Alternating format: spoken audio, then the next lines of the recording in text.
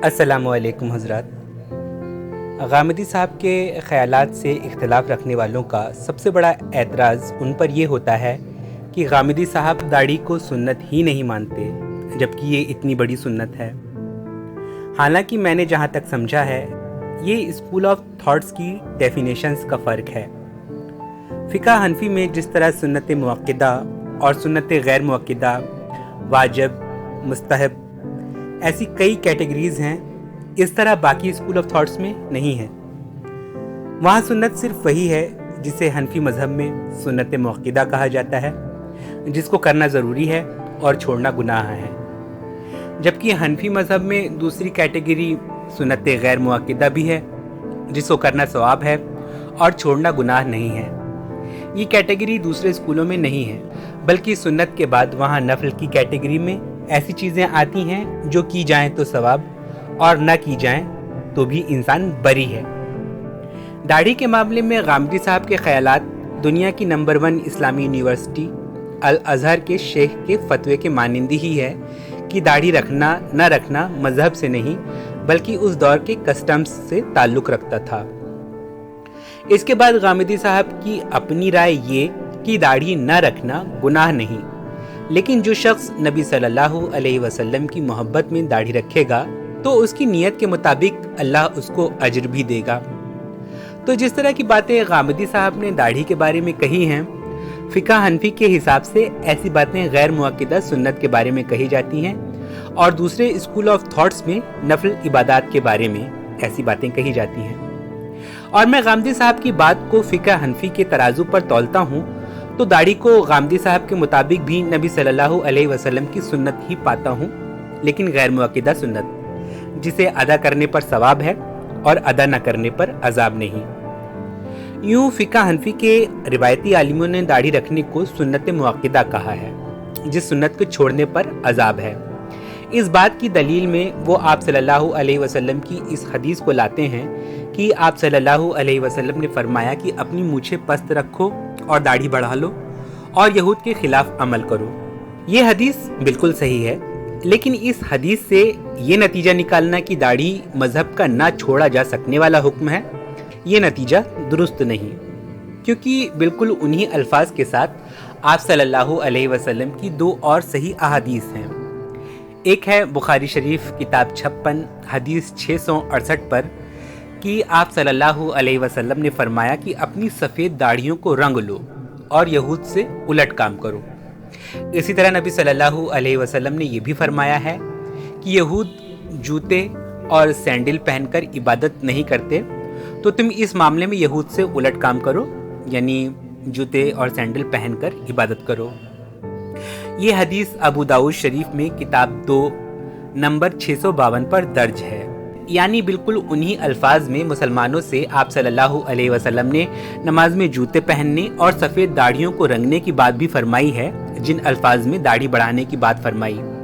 लेकिन मुसलमानों ने ना दाढ़ी रंगने को सुन्नत मुअक्किदा ठहराया, ना जूते पहनकर नमाज पढ़ने को सुन्नत मुअक्किदा कहकर नंगे पैरों नमाज पढ़ने को गुनाह ठहरा दिया, जबकि जूतों के साथ नमाज भी और दाढ़ी को रंगना भी आप सल्लल्लाहु अलैहि वसल्लम की सुन्नत है। लेकिन मुसलमानों ने आप सल्लल्लाहु अलैहि वसल्लम की इन दोनों बातों को टाला ना जा सकने वाला हुक्म नहीं, बल्कि आसानी पैदा करने वाली एक राय के तौर पर लिया, और जिसने ठीक समझा उसने दाढ़ी रंगी, बाकी लोगों ने नहीं रंगी। आप हमारे यहाँ ज़्यादातर बूढ़े मर्दों को सफ़ेद दाढ़ियों वाला ही देखेंगे। उनमें बहुत कम होते हैं जो अपनी दाढ़ियों को मेहंदी वगैरह से डाई करते हैं। इसी तरह आज भी आप देखें तो हमारे ज़्यादातर मुसलमान भाई मैदानों में भी जूतों के साथ नमाज पढ़ने को सही नहीं समझते। जूते चप्पल उतारने के बाद ही नमाज को वो बेहतर समझते हैं। तो एक ही किस्म के अल्फाज में आप सल्लल्लाहु अलैहि वसल्लम ने तीनों हुक्म दिए। 2 हुक्मों को आपने छोड़ दिया और एक हुक्म को गुनाह और सवाब का सवाल बना लिया। ये फैसला कैसे और किस बुनियाद पर किया गया? असल में सच यही है कि आप सल्लल्लाहु अलैहि वसल्लम ने यहूद के उलट काम करने की बात कहते हुए कोई ज़बरदस्ती के हुक्म नहीं दिए थे, बल्कि सलाहें दी थी कि चाहो तो दाढ़ी बढ़ा सकते हो। यहूद इसे मुंडाने को मजहबी हुक्म समझते हैं, पर यह उनकी बिदअत है और तुम पर कोई बंदिश नहीं कि तुम उनसे उलट काम भी कर सकते हो। इसी तरह दाढ़ियाँ सफ़ेद रखना और इबादत में जूते उतार देना भी यहूद की बिदअत है। तुम पर कोई बंदिश नहीं, तुम उनसे उलट काम भी कर सकते हो।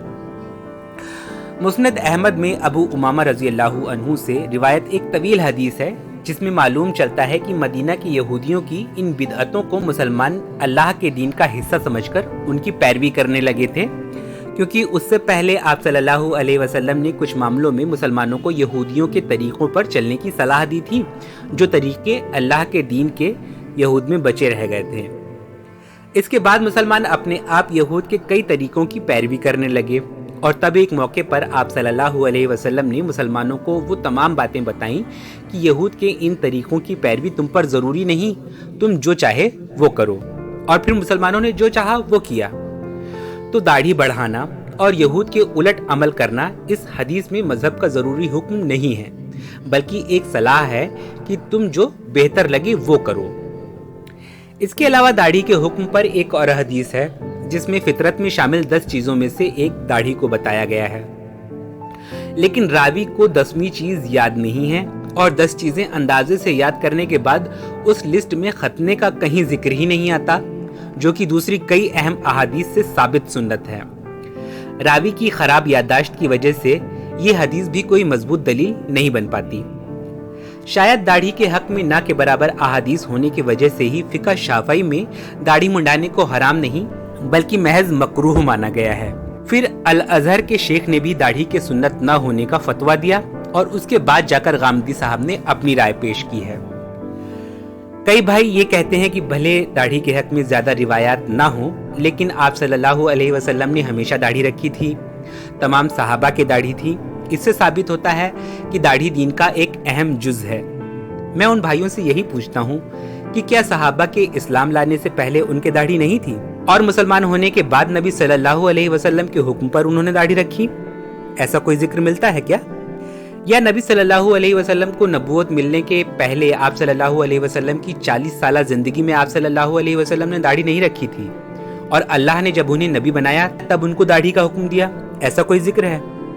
ऐसा कोई जिक्र नहीं कि लोगों ने इस्लाम लाने के बाद दाढ़ी रखी, बल्कि उस दौर के तमाम मर्द अमूमन दाढ़ी रखते ही थे। तमाम गैर मुस्लिम भी दाढ़ी रखते थे, यहाँ तक कि अबू जहल और अबू लहब जैसों की भी दाढ़ियाँ थीं।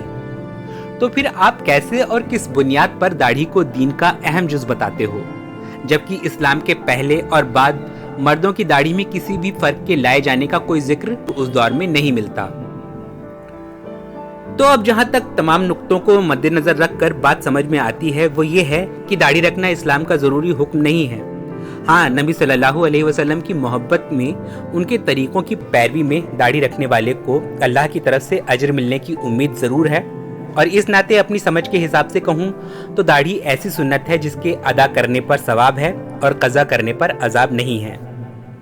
गामदी साहब दाढ़ी के बारे में एक्चुअल में क्या कहते हैं, इस बारे में कई सवालात के जवाब उन्होंने दिए थे। उस पर 2 लॉन्ग वीडियोस मैंने अपने चैनल पर भी डाली थी, जिनके लिंक मैं डिस्क्रिप्शन में डाल दूंगा। आप उन वीडियोस को भी देख सकते हैं। शुक्रिया।